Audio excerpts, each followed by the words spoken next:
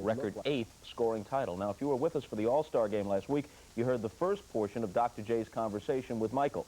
Here's part 2.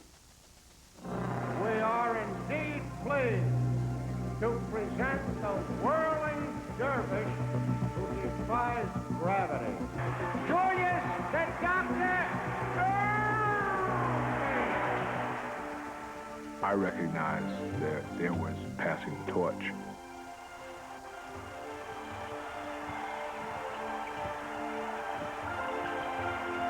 How would you rate your game right now?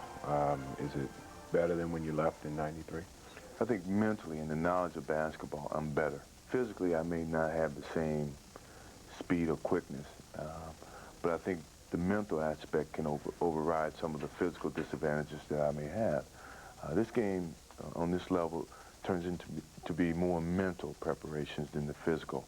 I mean, I can't jump from the free throw line like I used to, or probably can't do all the physical things that I used to, but I think from a knowledge standpoint, I know how to compensate and still have the same advantages. Well, you sometimes operate in a zone that seems to be reserved only for you.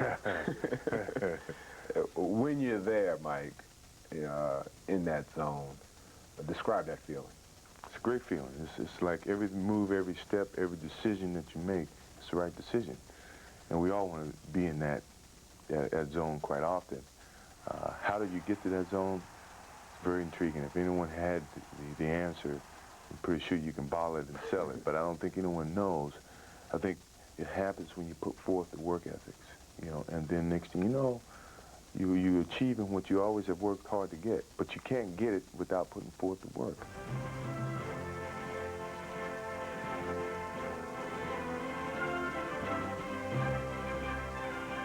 Why don't you want to play in the Olympics? It isn't that I don't want to. I just feel obligated to let other players step up there and experience that feeling. It's an unbelievable feeling. I'm pretty sure when people step up there and you get that gold medal, the goosebumps that you feel makes all the work appreciated, knowing that you represented the whole country and not just Chicago Bulls or North Carolina or what respective state that you're from.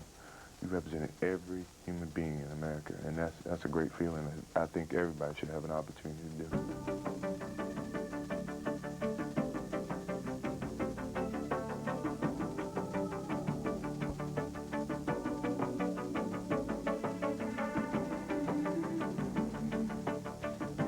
Is this the best Bulls team that you've played on?